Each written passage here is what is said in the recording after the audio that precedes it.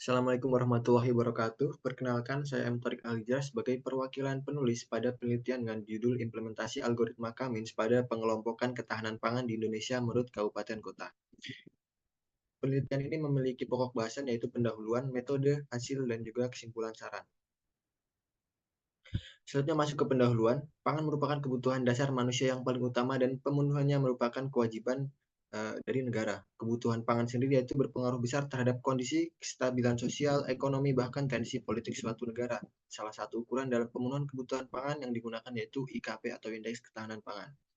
Ketahanan pangan sendiri merupakan kondisi terpenuhinya pangan bagi negara sampai dengan perseorangan yang tercermin dari tersedianya bahan pangan yang cukup baik jumlah ataupun mutunya. Untuk KTT Pangan Dunia pada 1996, 4 pilar ketahanan pangan yaitu ada ketersediaan, akses, pemanfaatan, dan juga stabilitas. IKP nasional berperan mengukur capaian pembangunan ketahanan pangan di suatu wilayah dan juga mengukur kinerja suatu daerah.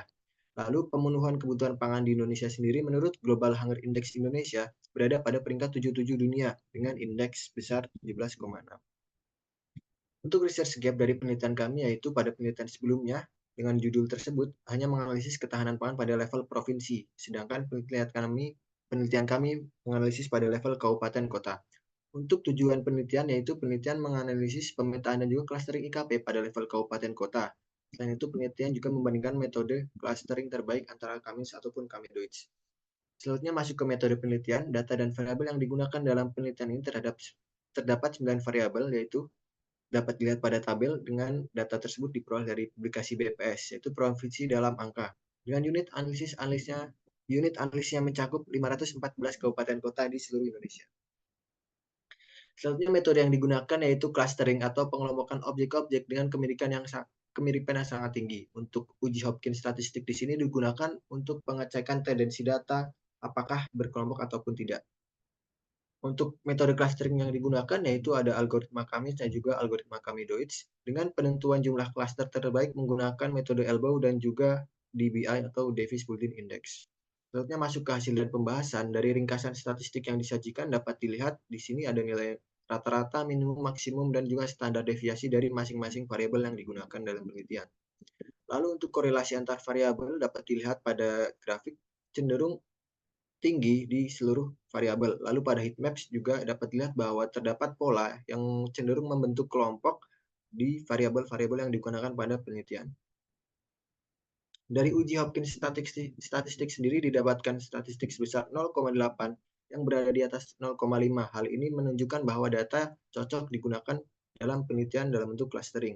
Lalu untuk perbandingan DBI Cummins dan Cummins dan juga jumlah cluster optimum metode Elbow, didapatkan bahwa metode terbaik yang digunakan yaitu metode Cummins dengan jumlah cluster sebanyak 4 cluster.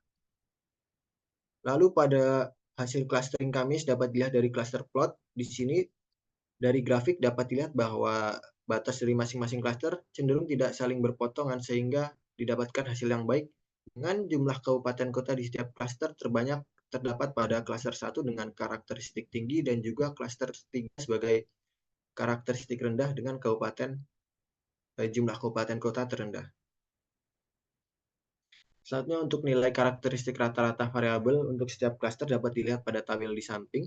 Dengan radar chart juga dapat dilihat bahwa klaster 2 memiliki luasan yang paling luas sehingga klaster 2 dapat dikategorikan sebagai klaster terbaik.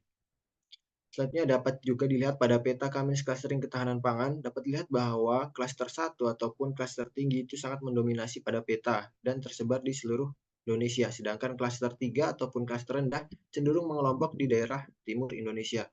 Nah, Provinsi Papua dan sekitarnya didominasi oleh kabupaten kota yang berada di klaster 3 dan 4 merupakan kelompok daerah dengan kecukupan pangan merendah hingga menengah.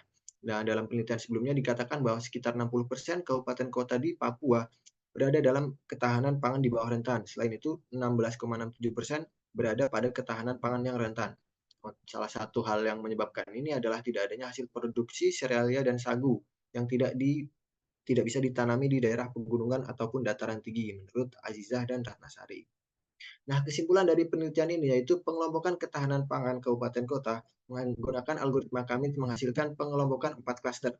Lalu kabupaten kota termasuk klaster dengan karakteristik pangan tinggi sebanyak 268 sangat tinggi sebanyak 117, menengah sebanyak 111, dan rendah sebanyak 18 kabupaten kota. Lalu klaster dengan karakteristik ketahanan pangan rendah didominasi oleh wilayah Indonesia Timur. Nah, saran dari penelitian ini yaitu perlu dilakukan usaha ataupun program yang mendukung perbaikan ketahanan pangan dengan mengentaskan kemiskinan, meningkatkan kualitas pendidikan, meningkatkan tingkat kesehatan, lapangan pekerjaan, akses air minum layak, akses jalan berkondisi baik, dan juga meningkatkan perekonomian. Sekian yang dapat saya sampaikan. Terima kasih. Wassalamualaikum warahmatullahi wabarakatuh.